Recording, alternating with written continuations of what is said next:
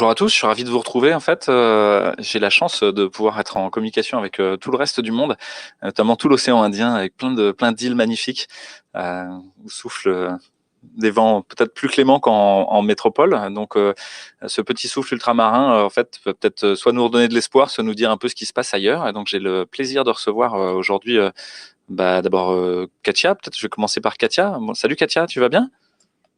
Hey, coucou Louis, on est enchanté de te rejoindre. Et voilà, ça va très très bien. On est très content d'être avec toi là. Est-ce que tu peux te présenter peut-être succinctement? Yes. Alors donc moi je suis docteur Katia Cadinou, je suis médecin généraliste et je suis également régulatrice au SAMU. Je dis tout de suite avant que j'oublie que je n'ai pas de conflit d'intérêt parce que ça me paraît mais primordial quand on part. Enfin bon, j'ai 90 € sur la base transparence santé du gouvernement et je dis également que je ne m'exprime pas non plus, Louis, comme toi, pour le SAMU, hein, rien à voir. Je m'exprime en tant que moi-même, voilà. J'ai été une des premières à monter au créneau. On pourra en reparler tout à l'heure si tu veux et j'expliquerai pourquoi. Et puis, je t'ai écouté, Louis, et là, je veux te remercier tout de suite parce que tu as été le seul à nous donner une conduite à tenir pratique en ville en août 2020. Et je la réclamais sans cesse à mes instances et on n'avait rien. Donc, je te remercie encore pour ça. Voilà. Et voilà. Donc, je suis la coordinatrice de Réinfo Covid Réunion. Voilà. Merci beaucoup. C'est moi qui te remercie parce qu'en fait, ce soir, on va être quatre médecins qui parlent et pour montrer que il y en a pas qu'un seul, il y en a pas que ceux qui sont sur les plateaux télé, il y a plein de médecins partout.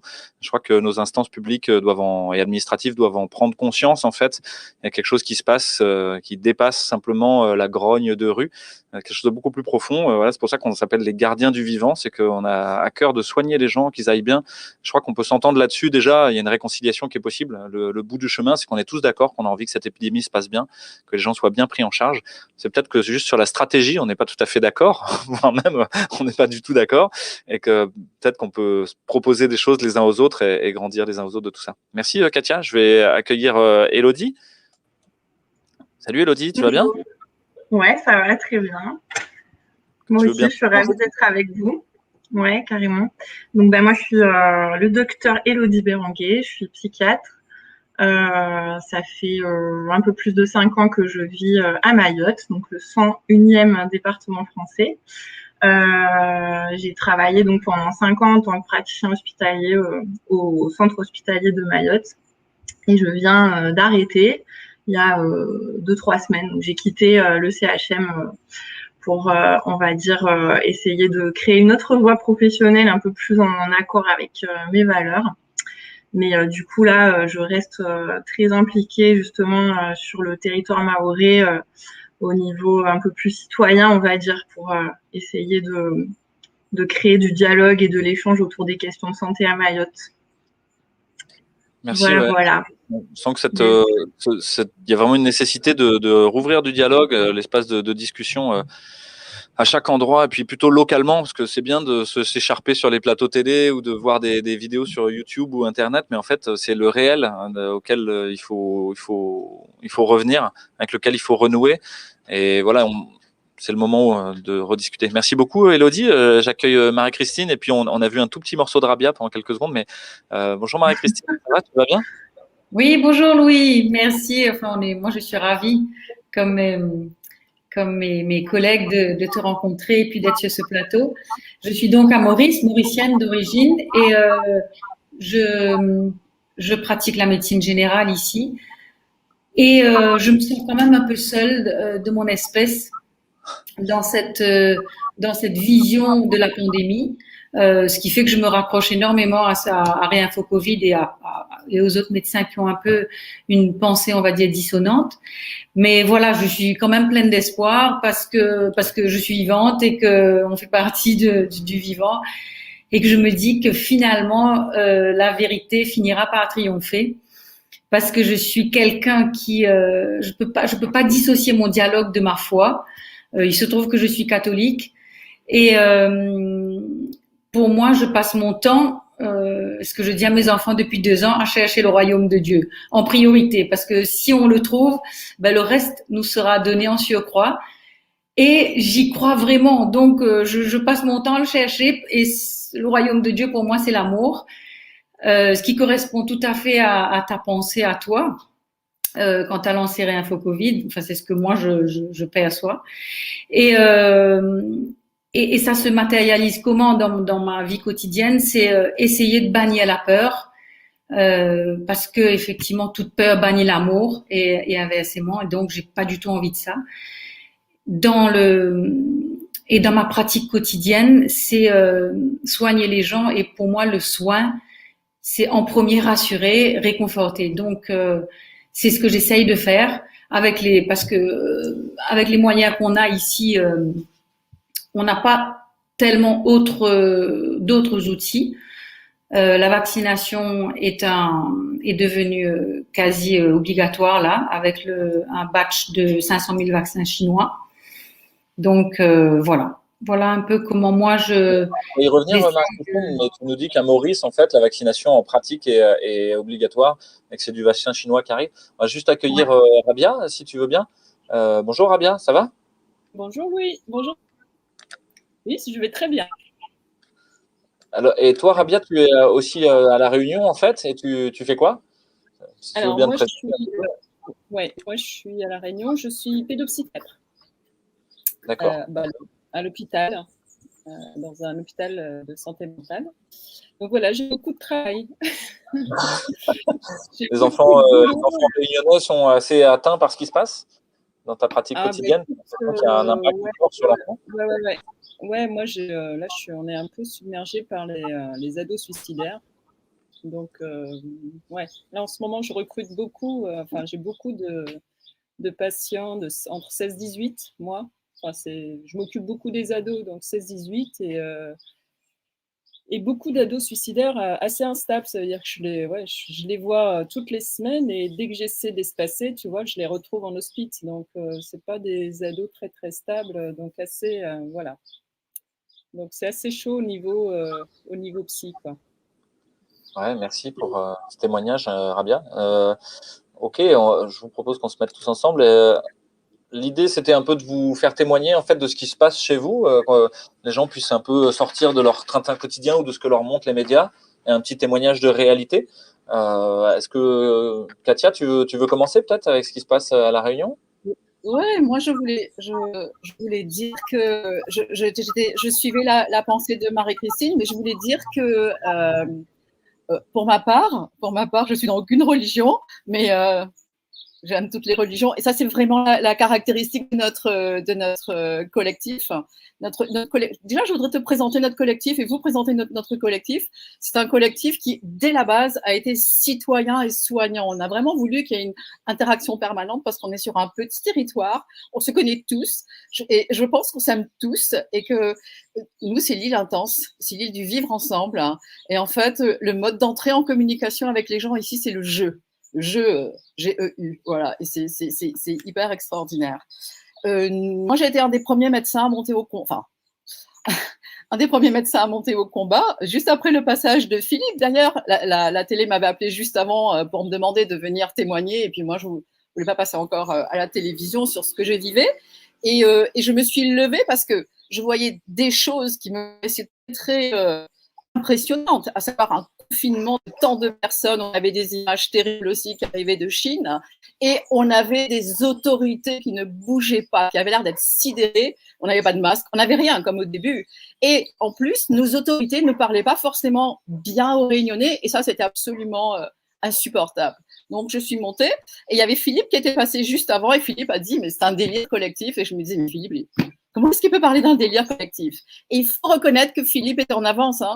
Philippe de Chazour, le docteur Philippe de Chazour. Donc ça, il faut vraiment écouter ce qu'il dit, parce que même si on ne le comprend pas bien, il y avait des choses qui étaient vraiment totalement justes. Ça, c'est la première chose. La deuxième chose, c'est qu'on a eu tellement à batailler pour monter les centres Covid que quand on a eu fini, la vaguelette était passée. Tant mieux. Donc ça, c'est quand même tant mieux. Et ce que l'on peut observer, c'est qu'on n'a pas eu grand-chose en 2020. On a tellement de chiffres que je ne veux pas vous noyer dedans. On a eu fort peu de cas, on a eu quelques pics. Et en fait, en 2021, jusqu'à l'arrivée du variant sud-africain, fin janvier, dont on nous a dit attention, il est plus dangereux, il est plus virulent, il est plus transmissible, il toucherait plus les enfants. On avait peur de ça. Ils ont commencé à vacciner. Et d'ailleurs, je crois, Louis, que tu as les courbes que nous avons établies à partir des… Voilà, sur les courbes que nous avons établies à partir des relevés de l'ARS. On peut voir qu'en 2020, il ne se passe pas grand-chose, mais qu'à partir du moment où deux éléments au moins, le variant rentre et où on commence à vacciner, la vaccination est en rouge, on voit tout grimper. Voilà. Je pense qu'il faut consolider les dernières courbes. Je n'établis pas de lien de causalité, mais je dis que voilà, ce site a interrogé. Donc, au total, je crois que c'est pas très intéressant. Enfin, c'est un peu triste de parler du nombre de personnes décédées et que je vais pas vous noyer sous les chiffres, mais dans l'ensemble, je dirais que ça se passe pas si mal. Et je suis vraiment navrée pour tout le monde, hein, mais voilà. Chaque personne décédée est une personne de trop, c'est évident, mais par rapport au nombre de cas…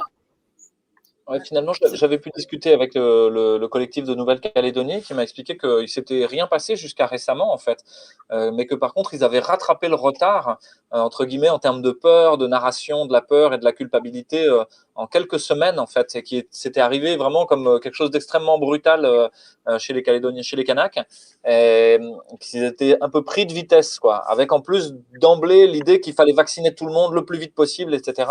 Et une grande défiance de la population kanak, habituée à être un petit peu les cobayes de la métropole, et donc qui voient ça d'un très mauvais œil, et les chefs de tribu notamment qui voient ça d'un très mauvais œil.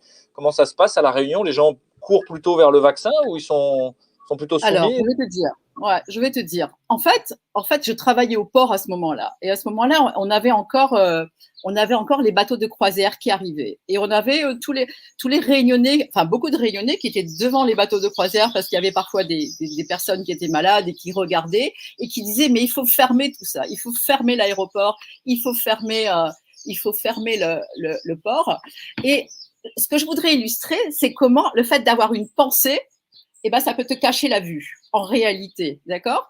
Et on m'avait demandé mon avis, je voyais bien que les gens disaient ça, mais moi, j'avais lu une étude, je ne sais pas si elle était financée par Bill Gates, mais qui disait qu'à partir du moment où on fermait tous les pays, ça désorganisait tellement et tout que j'avais pas d'idée. Mais ayant lu ceci, je me suis appuyée sur cette lecture. Et en fait, c'est les gens qui avaient raison. Et donc, je veux souligner le bon sens populaire qu'on oublie un peu trop souvent dans cette histoire-là. Bien. Pour ce qui est de la peur, on avait une menace terrible qui arrivait. Les Réunionnais, ils sont très réactifs, ils sont sur tous les réseaux sociaux, et donc on voyait toutes les images, hein, et ça nous faisait quand même peur parce que nous, on avait quand même, moi en tant que régulatrice, je pouvais voir ce qui se passait autour de la Réunion, surtout dans le sud de l'île, des choses qui n'étaient pas identifiées. On n'avait pas de tests, donc on ne savait pas ce qu'il y avait.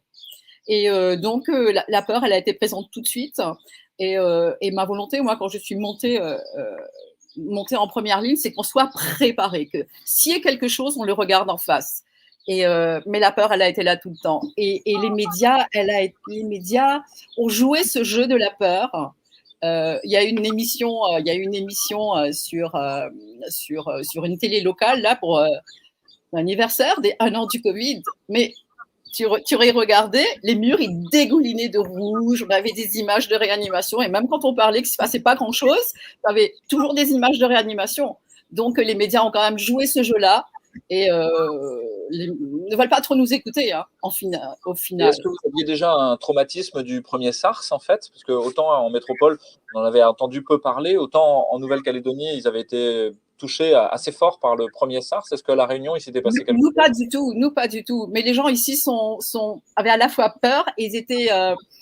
on est rentré dans quelque chose de l'ordre du fait religieux. C'est-à-dire que le vaccin a été tellement présenté comme la ressource unique qu'il se passe maintenant une déconnexion dans la tête de beaucoup de personnes, et y compris de médecins, sur l'effet éventuel d'une vaccination et ce que l'on peut voir dans la suite de la vaccination. Moi, je trouve en tant que médecin, en tant que régulatrice, que j'ai beaucoup de signaux que je ne devrais pas avoir. Et or, je ne peux même pas les faire rentrer dans mon logiciel au SAMU parce qu'il n'y a rien pour coder vaccin, il n'y a rien. Et donc, je pense que ça, c'est vraiment une demande que je voudrais faire, que je refais, parce que nous l'avons demandé, Philippe de Chazourne et moi, au SAMU, et personnellement, je n'ai pas encore eu de réponse.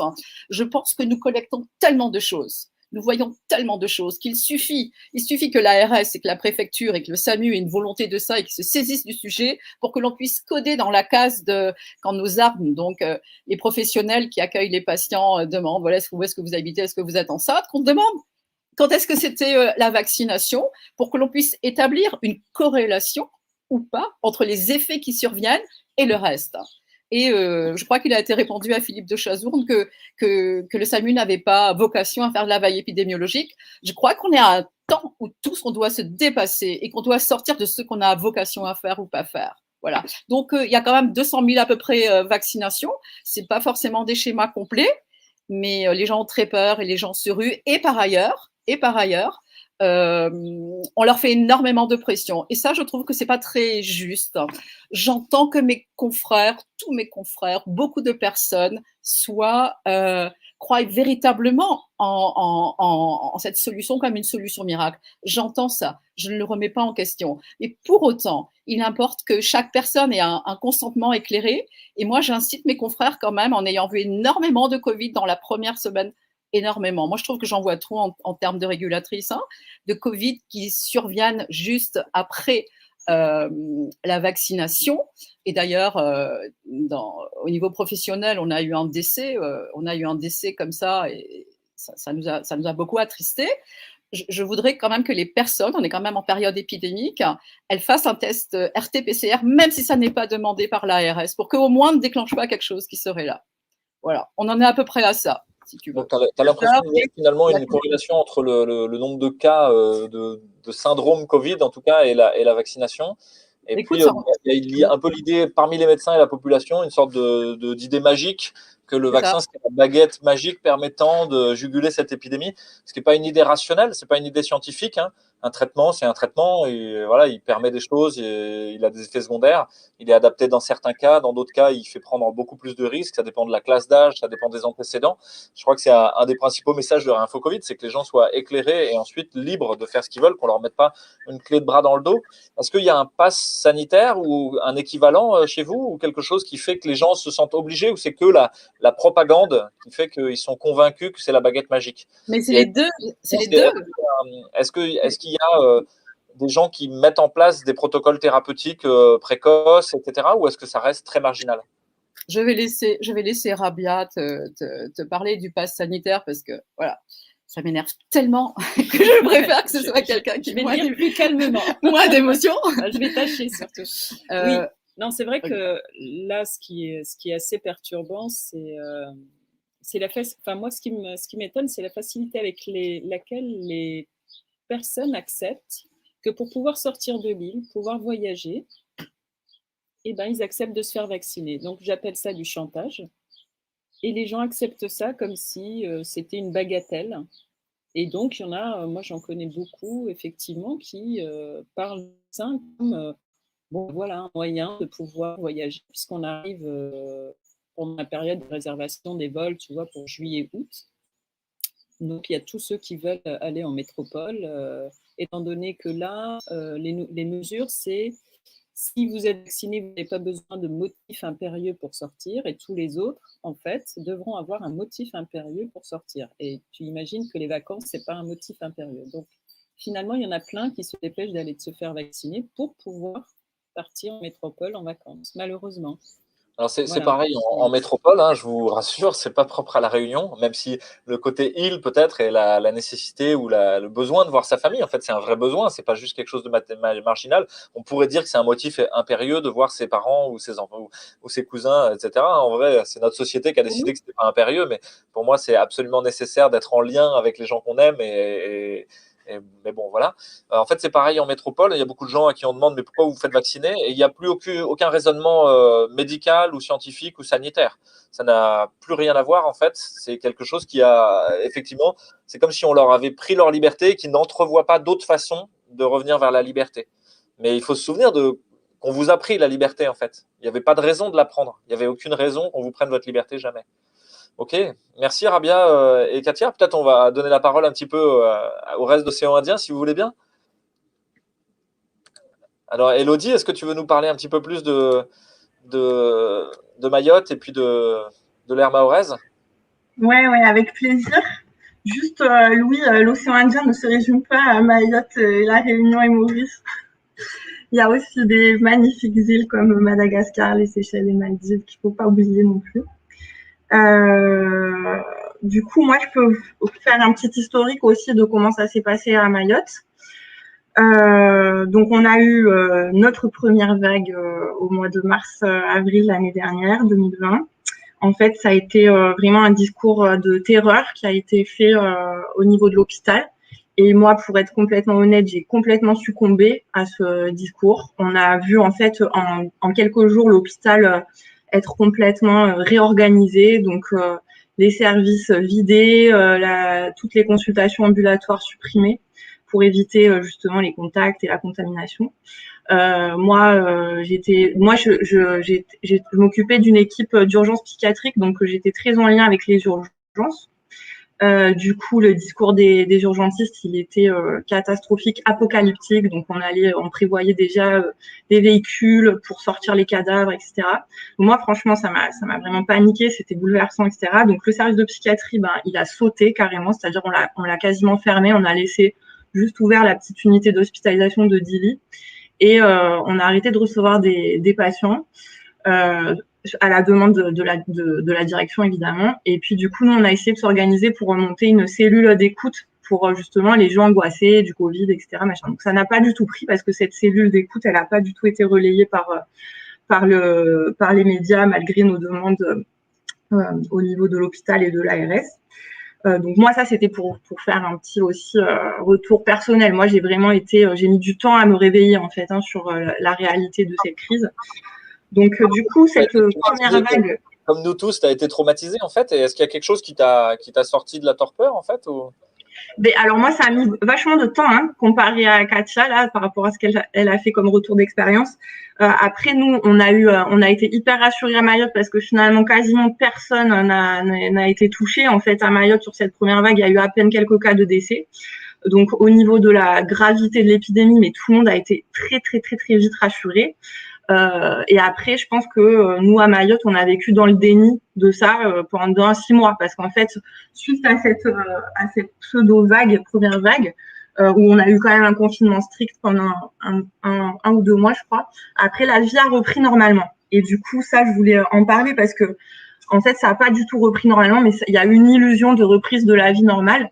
En fait, ils ont profité, je sais pas comment dire pour pas le dire de manière accusatrice, mais du coup, il y a eu cette première vague a servi de prétexte à la suppression de plein de services. Donc, au niveau des consultations ambulatoires de l'hôpital, il y a très peu de choses qui ont repris après cette vague. Pourtant, il y avait plus de risques.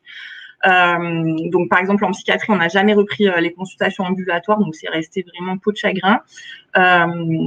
Au niveau des services publics, il y a tout qui est resté fermé, quoi. La préfecture pour faire des demandes de titre de séjour, des choses comme ça, c'est resté fermé. La Sécu, le RSA, tous les endroits en fait pour pouvoir accéder à ces droits sont restés fermés ou alors ouverts sur rendez-vous, donc avec un tri énorme pour une population qui a très peu accès au numérique. Ils ont aussi interdit toutes les manifestations culturelles en fait qui font la vie de Mayotte. Donc il y a une grosse tradition de mariage à Mayotte, donc qui s'appelle les Manzaraka, donc avec des gros rassemblements familiaux, etc. Tout ça c'est resté interdit jusqu'à présent. Des manifestations religieuses très très belles en fait, puisqu'à Mayotte la majorité de la population est musulmane, mais un islam un peu avec des influences soufis. Donc, il y a des manifestations avec de la danse, du chant, etc. Des choses très, très belles. Tout ça, ça a été interdit, en fait. Voilà. Et du coup, on a repris la vie un peu normale, par contre. Donc, personne n'est masqué forcément dans la rue. Les restos ouverts, les bars ouverts. Les boîtes de nuit sont restées fermées. Donc, ça, c'était un peu marrant parce que à Mayotte, il y a une grosse culture aussi de faire la fête. Mais en gros, tout le monde a continué à faire ses petits pique-niques à la plage, machin, sans trop se soucier, quoi. Donc, nous, on a vécu un peu dans le déni. Après, moi, je suis venue passer un peu de temps en métropole au mois de décembre et là, j'ai halluciné, quoi. J'ai fait, non, mais what, c'est quoi qui se passe là? Donc, ça a été un énorme choc. J'ai discuté avec ma famille qui était terrorisée par le Covid, qui commençait à penser absolument à se vacciner, etc. Donc, moi, j'ai halluciné. Et là, j'ai vraiment pris conscience de la situation et à mon retour à Mayotte, Donc, je suis restée à peu près 2 mois, décembre, janvier, à Marseille, justement. Et quand je suis revenue à Mayotte en février, là, c'était le moment de la deuxième vague, donc qui a été plus destructrice en termes de décès, de mortalité par rapport au Covid. Mais au final, pour donner quand même quelques chiffres, hein, on est quand même sur des chiffres ridicules de mortalité. Donc, 173 décès depuis le début de l'épidémie, avec une population d'environ 300 000 habitants, ce qui fait vraiment une mortalité, j'ai recalculé tout à l'heure, de 0,05%. Donc, au final, ce que nous, on peut constater ici, c'est que les gens, ils n'ont pas peur du Covid, pas du tout, quoi. Genre, il n'y a personne qui a modifié ses habitudes. Après, il y a l'effet un peu je m'entends en écho, c'est normal? Ça peut, ouais, je vais couper mon micro. Juste, ouais, après, j'allais en terminer avec ce petit historique. Mais du coup, les gens, il y en a qui ont gardé l'usage du masque, même dans leur voiture, des trucs comme ça. Mais en gros, moi, je constate pas du tout de peur du virus. Il n'y a pas de peur du virus. Par contre, les gens sont juste tout simplement hypersensibles aux restrictions, à la carotte en fait que offre la vaccination. Et du coup, ça a l'air très clair dans l'esprit de tout le monde que ils vont pas se vacciner pour leur santé, mais ils vont se vacciner pour récupérer quelques j'allais dire privilèges, mais c'est pas des privilèges, juste quelques attributs de la vie normale en fait. Et donc comme expliquait Rabia et Katia notamment sur cette histoire des voyages. Donc juste je fais juste un petit aparté sur ça. Nous, les motifs impérieux, je sais pas à quelle date ça a commencé à La Réunion. Nous, ça a commencé en janvier, donc bizarrement aussi avant l'arrivée de la deuxième vague. Donc on n'avait plus le droit de sortir de Mayotte ni d'y rentrer sauf motif impérieux. Il y a eu un scandale en fait parce que pendant 2 mois, il y a une sorte de cellule de contrôle des motifs impérieux qui a été mise en place par la préfecture, où en fait c'est la préfecture qui contrôlait les motifs impérieux, qui demandait des justificatifs médicaux hyper détaillés pour pouvoir permettre aux gens de sortir de Mayotte pour des soins. Donc ça a été vraiment scandaleux parce que on savait pas qui étaient les agents qui examinaient les documents et toutes les données personnelles. Donc, il y avait tout un listing de motifs impérieux avec soit des motifs médicaux, soit des motifs familiaux, soit des motifs professionnels, avec tout un tas de documents à fournir par rapport à ça pour espérer prendre l'avion. Du coup, moi, j'ai dû subir ça parce que ma grand-mère est décédée là en avril, donc j'ai dû aller à son enterrement. Donc, j'ai dû moi-même donner des documents, mais c'était vraiment outrancier ce qu'on m'a demandé. Du coup, après, on s'est un petit peu organisé quand même pour dénoncer ça, mais du coup, peut-être qu'on y reviendra un petit peu tout à l'heure sur comment les gens se sont mobilisés un petit peu ici. Mais c'était juste pour dire que voilà, nous, on a bien vu en tout cas que depuis janvier, ils ont préparé les gens à l'idée de la vaccination parce qu'ils nous ont mis un peu en quelque sorte sous cloche dans le département. Pendant 4 mois, jusqu'à maintenant nous donner l'autorisation de sortir du département à la seule condition qu'on soit vacciné. Donc du coup, dans l'esprit des gens, c'est bien clair que la vaccination n'est pas liée à un bénéfice pour leur santé, mais un bénéfice pour la reprise de leur vie sociale, quoi. Et c'est ça qui est dingue, c'est que du coup ils font pas le lien justement entre c'est pas pour eux ils questionnent pas ça, qu'en fait que la vaccination ne soit plus un objet de bénéfice attendu sur leur santé, mais seulement un objet de bénéfice attendu sur leur vie sociale. Et les gens ne questionnent pas ça. Donc là, ils se font vacciner. Il y a une grosse vague de vaccination là depuis 2 semaines suite à cette annonce des. Toi, Elodie, en psychiatrie à Mayotte, tu constates un changement dans tes consultations, dans les gens que tu vois, etc. Il y a un syndrome traumatique, quelque chose, ou bien ça reste à peu près la même chose que d'habitude? Alors, moi, je peux pas dire par rapport à cette histoire de syndrome traumatique. En fait, ce que je peux dire, c'est que dû à l'effet de la suppression de tous les suivis ambulatoires depuis avril 2020, effectivement, on a énormément de décompensations psychiatriques gravissimes. Du coup, ça, je peux vraiment en témoigner de manière directe, puisque j'ai été psychiatre sur l'équipe d'urgence psychiatrique pendant toute l'année, en fait. Donc nous, ce qu'on a vu, c'était vraiment des décompensations de pathologies chroniques qui étaient plus suivies en ambulatoire. Voilà, ça, premier point. Et autre point, c'est sur les ados, hein, comme ça fait écho à ce que disait Rabia. Suite au confinement, parce que une fois que le confinement a été levé l'année dernière, il y a quand même eu beaucoup de restrictions sur l'école. Donc il y a beaucoup de jeunes qui étaient scolarisés soi-disant à la maison. Donc comme je répète, hein, c'est une population, il y a 70% de la population qui vit sous le seuil de pauvreté à Mayotte, beaucoup de gens qui habitent dans des bidonvilles, donc aucun accès au numérique. Donc quand ils ont fait l'école à la maison, ils ont mis tous les cours là sur les logiciels avec accès Internet. Donc évidemment, il y a les 3/4 des jeunes qui n'ont pas pu suivre les cours. Donc là, on a vu arriver énormément de tentatives de suicide de jeunes et des décompensations. Moi, j'ai vu beaucoup de décompensations maniaques.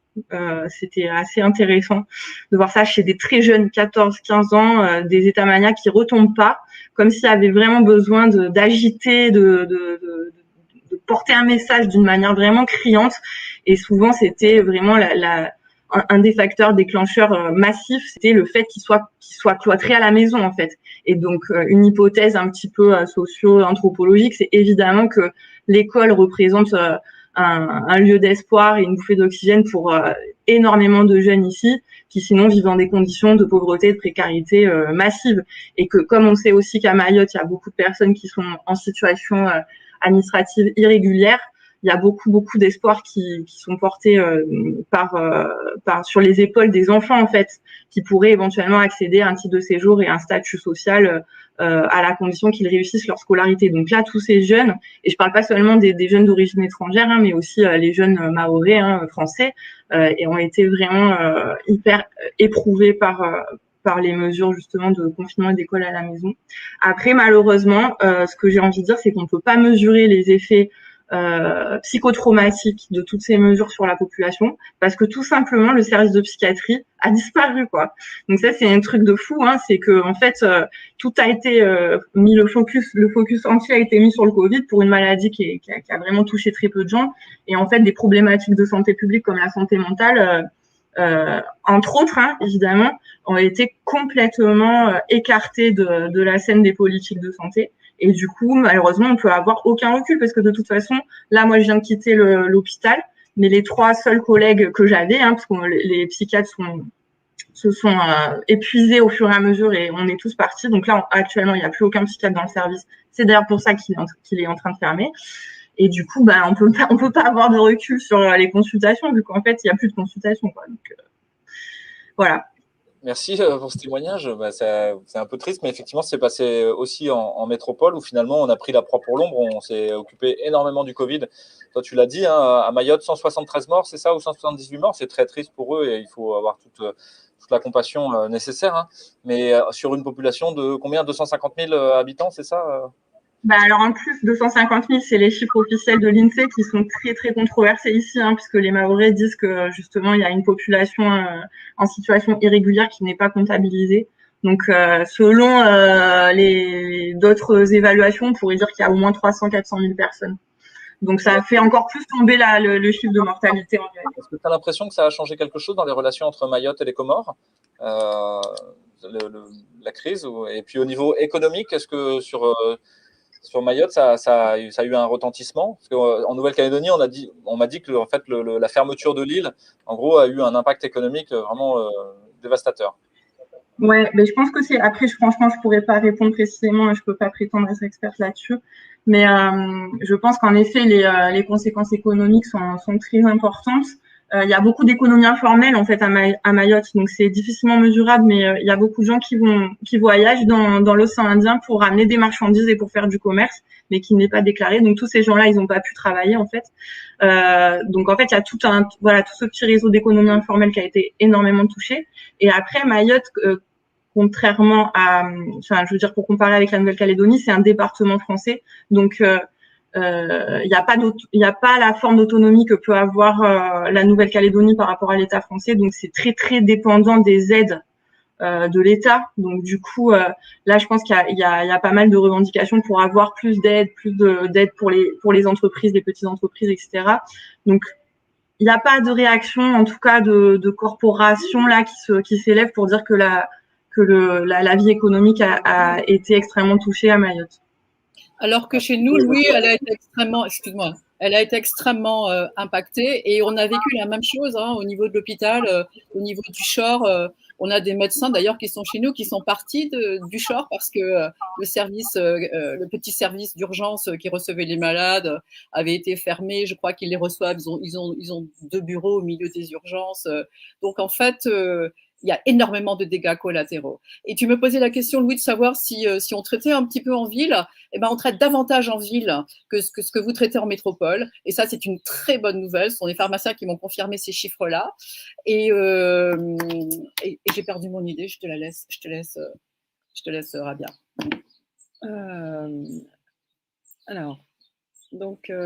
Alors c'est vrai qu'il y a une réalité. Il y a une réalité de la maladie. C'est-à-dire qu'il y a des patients en réa. Il y a 40 personnes actuellement. Si je fais le point, là, j'ai un ami réanimateur. Donc, je lui ai demandé aujourd'hui. Donc là, effectivement, il y a une période là, très, très sévère où ils ont augmenté vraiment de 90 lits à 100, à plus de 100, 120 lits quand il y avait les évacuations sanitaires de Mayotte, en fait.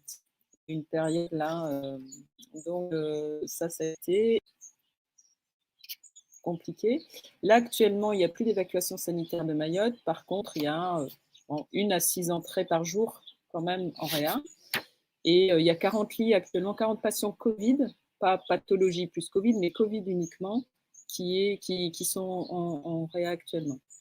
Et tu vois, merci Rabia. Tu vois, Louis, tu demandais si ça avait changé quelque chose aux relations entre Comores et Mayotte. Moi, je trouve que la vague qu'ils ont eue à Mayotte, elle a touché le cœur des gens à La Réunion parce que quelque chose a changé. Les gens étaient très attristés, les Réunionnais étaient très attristés de ce qui se passait pour les Mahorais parce que ils savaient aussi que peut-être ça allait débarquer chez nous, quoi, derrière, mais par ailleurs. Et quelque chose a changé dans le rapport que l'on avait avec les populations et d'une façon extrêmement heureuse. Hein.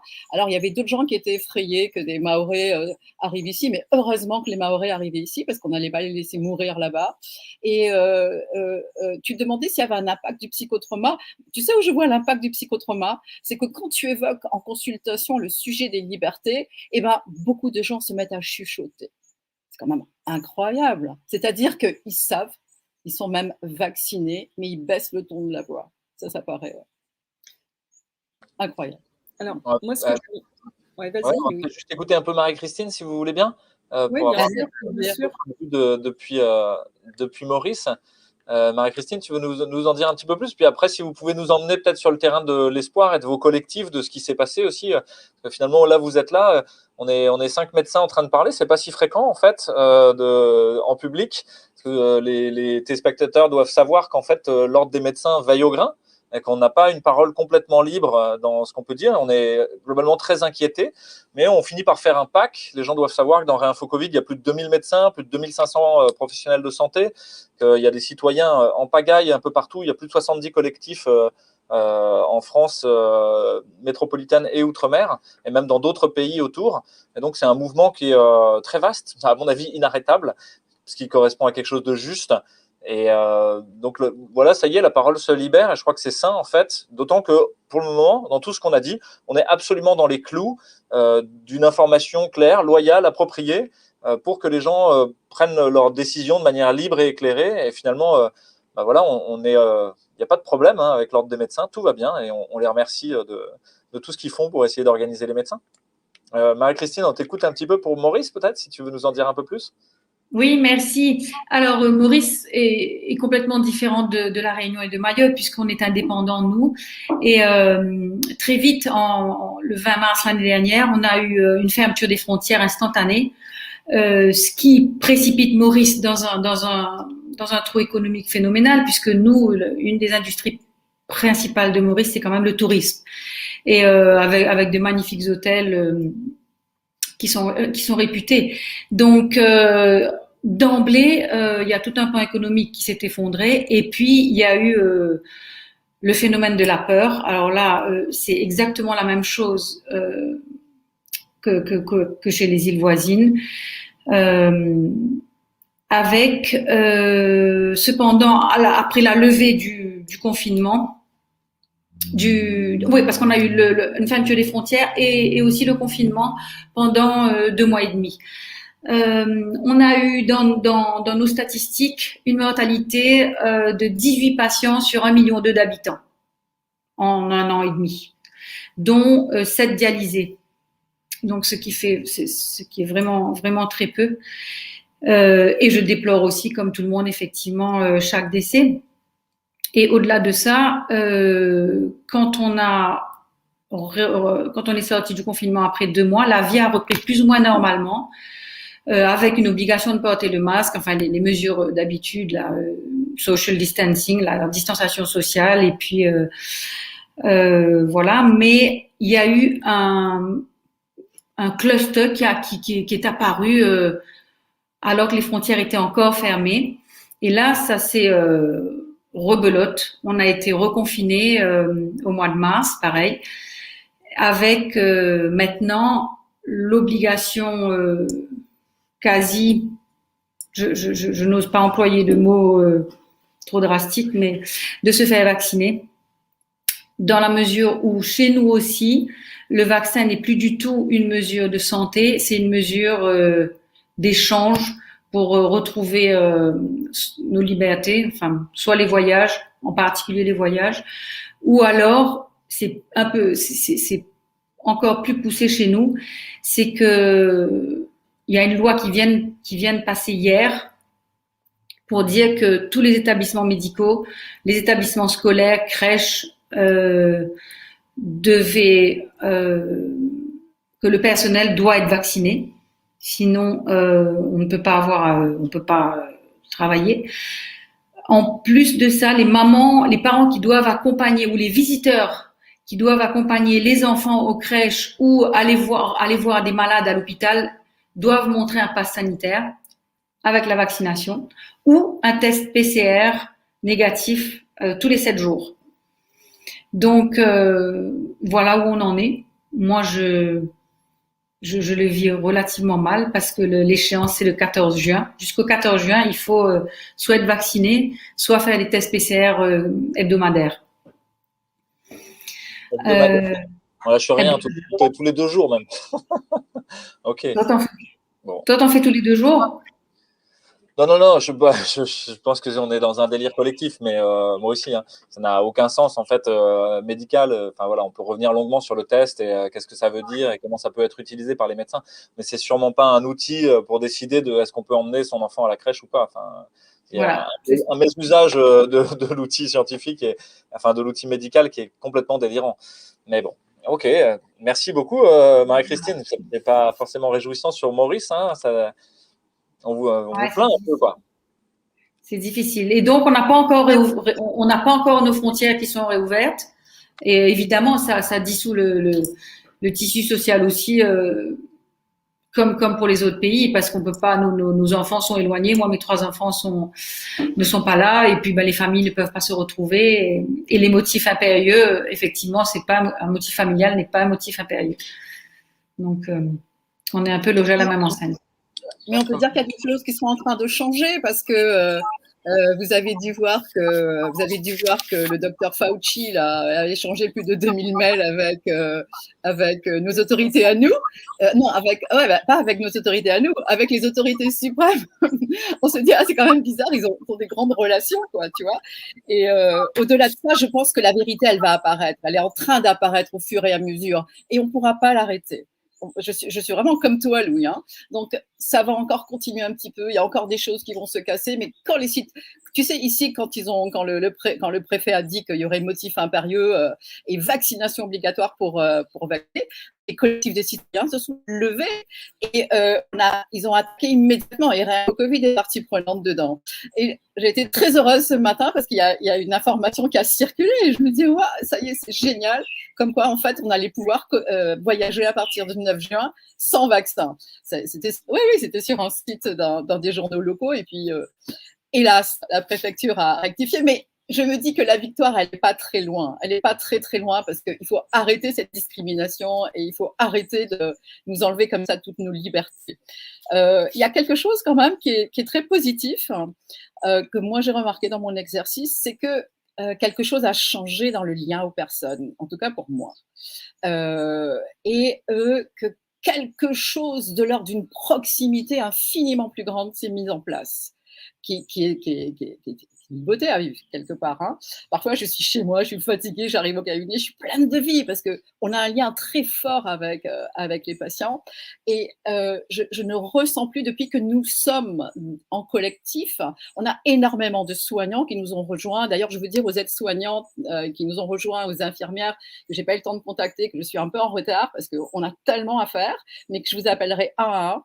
Et en fait, le fait de se rejoindre, tous les soignants de l'hôpital arrivent, on peut se demander pourquoi, mais le fait de se rejoindre, le fait de discuter, le fait de travailler sur nous, parce que nous avons à prendre soin de nous en tant que soignants, en tant que personnes, parce que nous sommes extrêmement malmenés dans ce monde-là, ça nous permet d'être droit debout et de nous rendre compte que ces clivages qu'on essaye de mettre entre nous, rien que quelque chose qui est posé là à l'instant au milieu de la relation, mais que ce qui importe, c'est le lien que nous avons avec l'autre. Ou qu'il en soit de ses peurs, ou qu'il en soit de ses besoins à lui, il y a ce lien. Et ce lien, il faut vraiment rester. Je veux dire que dans notre collectif, on a des gens qui sont pro-vaccin.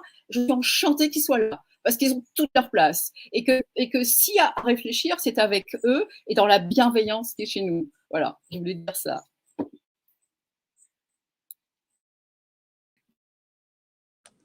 Merci beaucoup, Ed. D'autant qu'on a l'impression que finalement survivre à une grande crise, effectivement, ça rapproche. Et par contre, il faut réussir à se réconcilier, c'est-à-dire à pas vouloir continuer de désigner qui a été coupable, qui a mal fait, etc. Alors c'est une tentation parce qu'on se dit nos souffrances, c'est la faute de quelqu'un d'autre. Je crois qu'il faut revenir à une idée de souveraineté, encore une fois, comme en communication non violente. Les souffrances qu'on endure, c'est nous qui décidons. Hein. Il n'y a personne d'autre qui décide pour nous. Et c'est même pas les grands de ce monde ou le gouvernement, etc. C'est nous qui décidons. Et ça, c'est une voie de liberté en fait individuelle qui est très importante. Hein. C'est un chemin d'indépendance et d'autonomie. Je crois qu'on peut tous essayer de poursuivre parce que finalement, ça dépend plus du monde extérieur, quoi. Ça dépend que du choix qu'on en fait. Et si on regarde le verre à moitié plein, effectivement, cette crise, elle est l'occasion de révéler beaucoup de choses sur notre système qui sont malades. C'est l'occasion de révéler des amitiés qui étaient fausses, en fait, où les valeurs n'étaient pas vraiment partagées, et de redécouvrir qu'en fait, on a plein d'autres amis avec qui on partage des valeurs différentes. Donc, moi, je suis finalement assez content de ce qui se passe, quoi. Je peux le dire assez simplement. Je crois que j'ai jamais été aussi aligné et heureux, quoi. Donc, tout va bien, quoi. Elodie ou Rabia, vous voulez nous en dire un peu plus? Ouais. Ah, Rabia, vas-y, pardon. Vas-y, je t'en prie, je prendrai la parole. Voulez-vous proposer peut-être un petit tour de conclusion, parce qu'on est déjà presque à 50 minutes, ça passe vite, hein, on pourra se revoir avec grand plaisir. Hein, ça fait toujours du bien d'avoir des nouvelles ensoleillées du bout du monde. Et c'est un peu la magie du numérique, c'est la magie d'hypnotiser les gens et de leur faire croire à n'importe quoi, mais c'est aussi la magie de pouvoir se rencontrer à distance. Donc, autant utiliser ça comme un pharmacone, quoi, hein, le poison ou bien le remède. Voilà, on essaye que ce soit un remède en même temps. Donc, je vous propose qu'on fasse un petit tour de chacune sur ce qui vous arrive localement, vos espoirs, et puis ce qui est en train d'arriver, et puis qu'on conclut là, peut-être pour 1 heure de live, ce sera bien, si ça vous va. Yes. Du coup, j'y vais ? Ok. Oui, donc je suis tout à fait d'accord avec ce que tu dis, hein, Louis. Nous, ici à Mayotte, on a un tout petit collectif Réinfo, une toute petite antenne qui est en train de se construire tranquillement, qui est récente.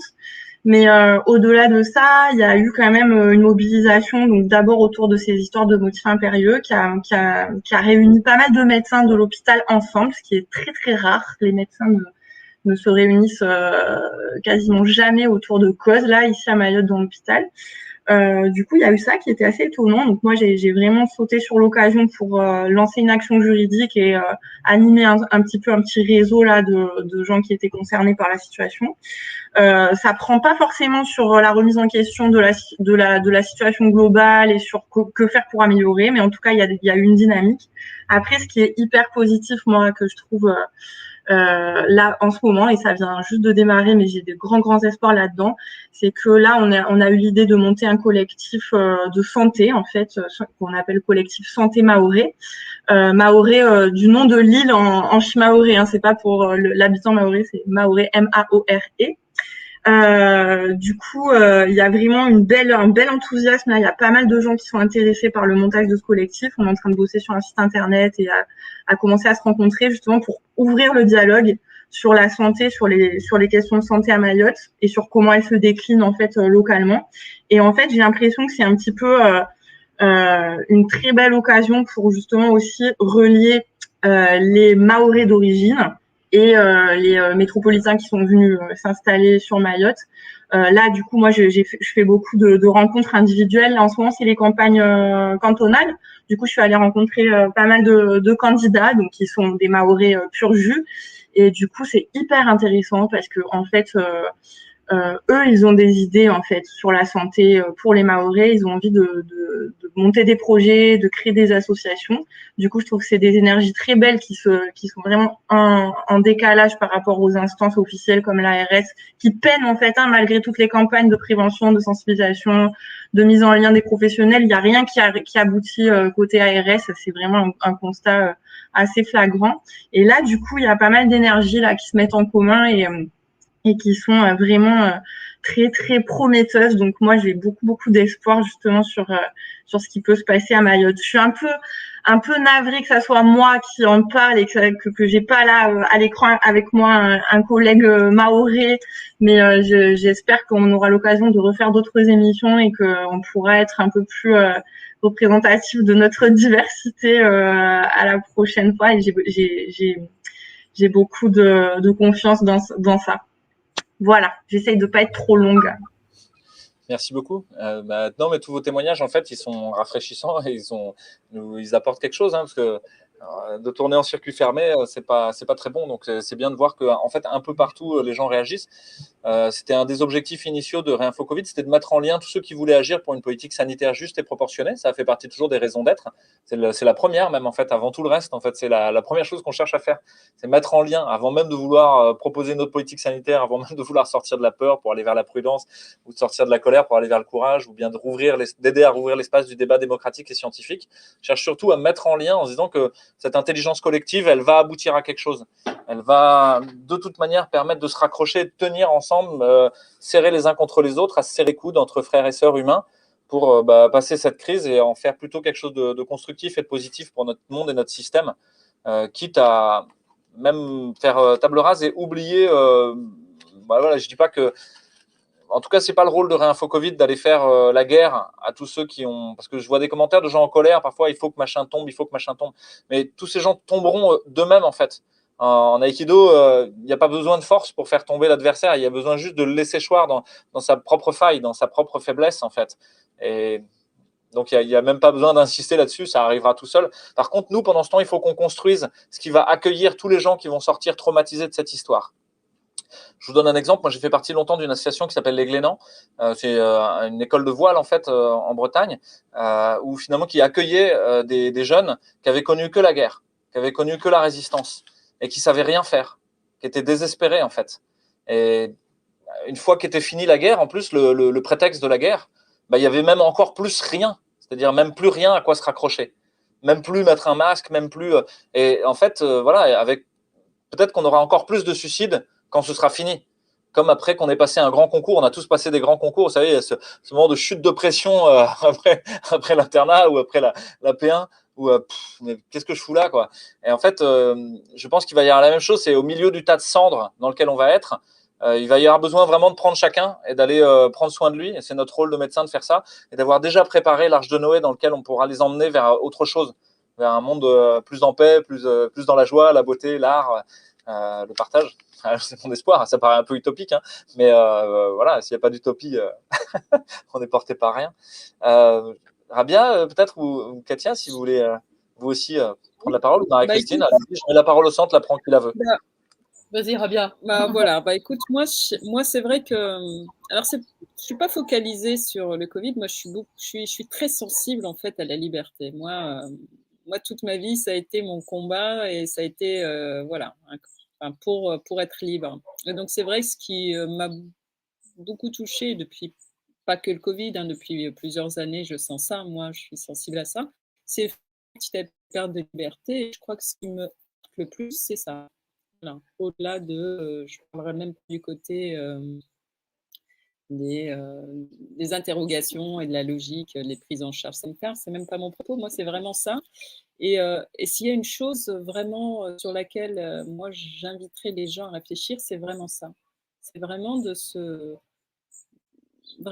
s'interroger sur ce qui se passe sur le plan de la liberté et que c'est un bien précieux et qu'il faut vraiment, vraiment, vraiment ne pas croire que c'est quelque chose d'acquis et qu'il faut tous les jours vraiment Alors pour le coup, ça, c'est une mobilisation pour laquelle je serais prête à aller très très loin.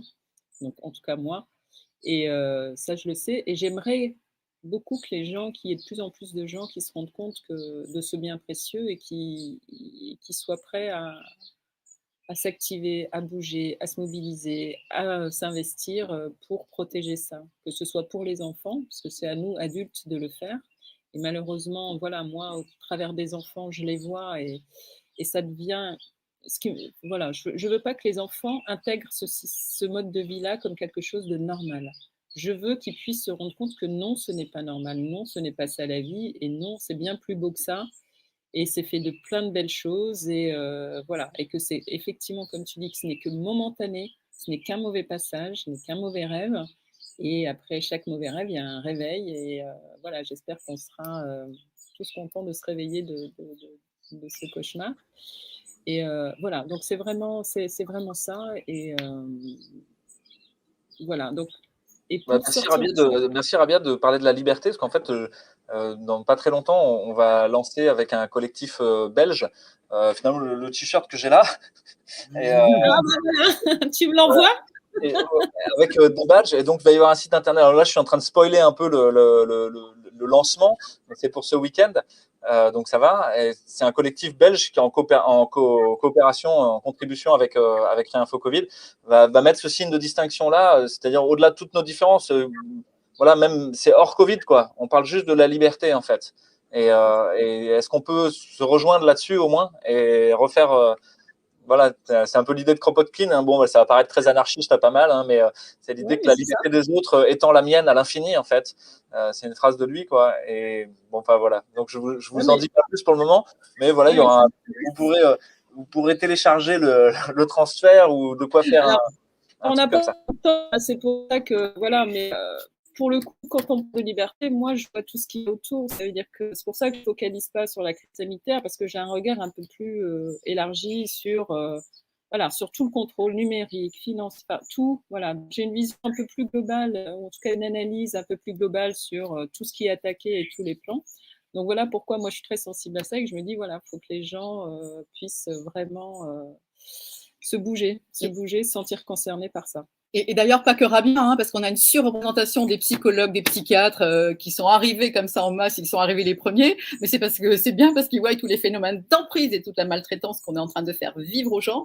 Et il est hors de question de faire vivre quoi que ce soit aux enfants. Il faut arrêter de les maltraiter à ce point, c'est quand même compliqué pour eux. Et je rappelle aux parents, je leur dis, mais les adultes qu'on est là maintenant, c'est pas les enfants comme ça, c'est qu'on a été des enfants libres et que pour la plupart d'entre nous, j'espère qu'on a eu des histoires heureuses. Donc nos enfants, pour qu'ils aillent bien, il faut leur retirer tout ça. Et tu sais, Louis, je disais au dernier journaliste qui m'a envoyé un mot il y a peut-être 8 ou 9 mois, parce que là, voilà. Tu sais pas pourquoi ils veulent pas trop me voir.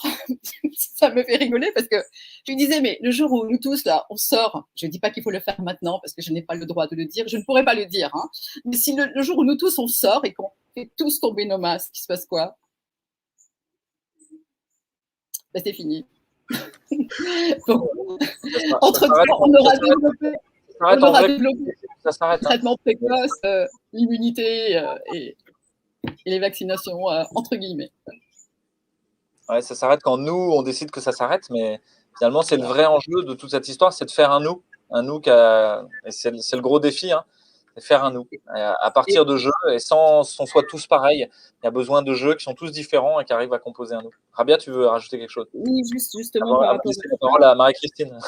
Exactement, juste par rapport à ça, un dernier point, et c'est vraiment ce côté de diviser et de monter les uns contre les autres. Je crois qu'il faut être super vigilant par rapport à ça, parce que tout nous pousse à ça, que dans les familles, entre amis, entre familles. Et je pense que voilà, ça sert beaucoup certains, mais certainement pas le nous que j'aimerais voir et dont tu parles. Et c'est vrai que le plus important, moi, comme tu dis, ça reste voilà, de sortir, voyez des gens, aller voir les amis, et c'est ce lien-là qui fait qu'on ne se sent pas seul, et tout d'un coup, on prend une bouffée d'air, voilà, et ça remonte le moral, et je trouve que pour ceux qui accusent le coup, vraiment, le lien social, il n'y a rien de tel. Voilà, le loup. Et nous relier à nos collègues, hein, c'est impératif, Voilà. dans le respect de ce qu'ils Merci sont. beaucoup. Marie-Christine, tu veux dire un mot pour conclure peut-être? Puis après, on va se quitter. Ouais, je vais te dire 3 petites choses. Alors, la première, c'est que moi, j'ai essayé d'avoir un message d'espoir pour mes compatriotes en leur disant qu'on avait des traitements possibles qui n'étaient pas que le vaccin. Donc, j'ai été interviewée dans un quotidien. Je suis passée sur un plateau radio, mais il semblerait que ce soit pas très écouté, mais c'est pas grave. Je ne perds pas espoir. Donc, j'ai vraiment un message de réassurance par rapport au traitement et qui n'est pas que la vaccination. Ça, c'est important pour notre île. Alors, on m'a traité de dangereuse et j'ai répondu que c'était peut-être pas mal parce que Schopenhauer a dit que toute vérité passe par 3 stades: ridicule, dangereuse et évidente. Et j'ai dit que j'avais peut-être déjà franchi la première étape et que c'était pas mal. Donc, la deuxième chose que moi je voudrais dire, c'est, je te rejoins Louis quand tu dis que c'est pas la peine de vilipender les gens ou de vouloir tirer sur quelqu'un. La vérité apparaît, et ça c'est encore ma foi qui me dit que dans une des paroles de la Bible, rien n'est voilé qui ne sera dévoilé, et tout secret sera connu. Donc, je pense qu'on finira par savoir. Et la troisième chose, c'est, je rejoins Rabia. Pour moi, la notion de liberté est excessivement importante, et dans les interviews que j'ai eu l'occasion de donner, puisqu'on veut faire de Maurice une île Covid-free, c'est-à-dire pour eux sans Covid. Moi, j'ai un peu inversé en faisant un jeu de mots. J'ai dit Covid-free. Pour moi, ça veut dire libre avec le Covid. C'est-à-dire que même s'il est là ou pas, peu importe, mais que nous retrouvions nos libertés et que nous nous sentions libres de vivre avec. Voilà, c'était mon petit mot de la fin. Merci beaucoup. Est-ce que si c'est bien pour vous, Katia, c'est bon pour toi, ou tu avais encore un truc à dire? Bah, on va faire encore 28 émissions, t'inquiète pas, Louis. On a plein de trucs à dire. On pourra alors, et leur dire qu'on les aime et qu'on est heureux avec eux et qu'on a une île magnifique. Faire un appel aux artistes parce qu'on a ouvert un site internet. C'est votre page. Faire un appel aux témoignages. Et nous, dans notre collectif, nous prenons soin de tout le monde. Vraiment, c'est le plus important. Et le plus important, c'est aussi de prendre soin de nos collègues qui sont d'accord avec nous. Voilà. Voilà. Message de beauté et d'espoir. Merci à toutes. Ça fait plaisir d'avoir discuté avec vous. Je vous remercie. Ça met un petit peu de joie.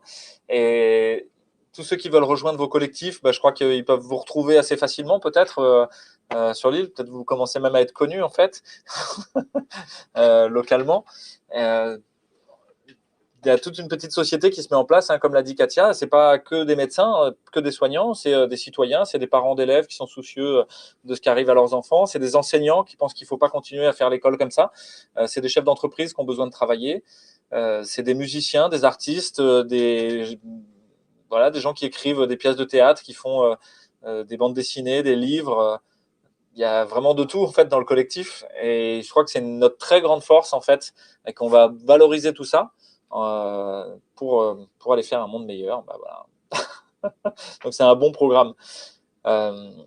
Souvenez-vous juste d'éteindre la télé en fait, de ne pas lire les journaux subventionnés et pas lire les journaux subventionnés, n'utilisez votre téléphone que pour l'activisme Réinfo Covid ou pour partager avec les gens que vous aimez. Éteignez-le en dehors de ça, et puis prenez soin des gens que vous aimez, et puis de ceux avec qui vous n'êtes pas d'accord. C'est peut-être ceux qui en ont le plus besoin en fait, et qu'on soit vraiment attentif à leur détresse, à leur peur.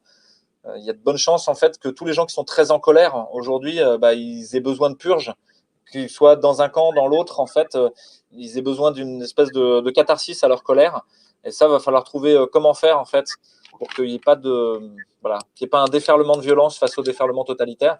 Moi, je pense qu'il va arriver de toute manière, et qui sera sain en fait. Les gens qui ont besoin de violence, ils iront vers la violence, mais qu'il y a une voie de la paix qui est possible.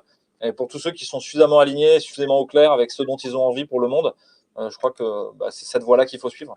Voilà. Merci à toutes, À tous. Merci, à bientôt. Merci Très beaucoup, bonne- les filles. À Merci bientôt beaucoup. à À tous, la Réunion, c'est indien, Mayotte, Salut tout le monde. Bye bye. Je Salut vais Louis. mettre un Au petit revoir. générique et puis là. Au revoir.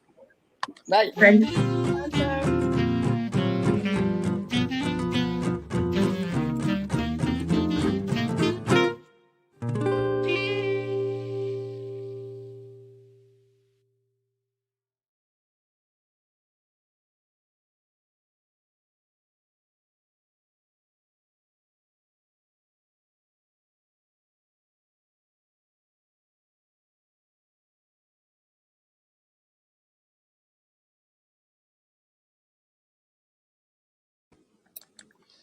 T'es toujours là, lui? Bon, attends, on est encore en live. J'essaie d'éteindre le live. Bouge pas.